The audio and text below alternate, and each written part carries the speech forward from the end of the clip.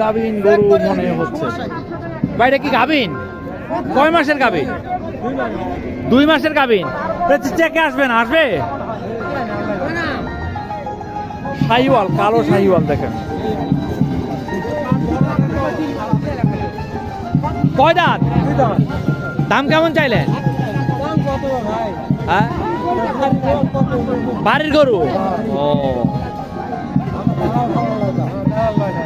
আচ্ছা আচ্ছা। আপনার দাম কত চাইছেন আপনি?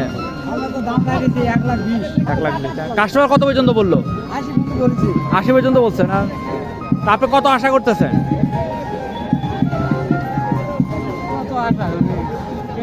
এটা আশা করে আসেন নাই যে এত হলে দিয়ে দিব।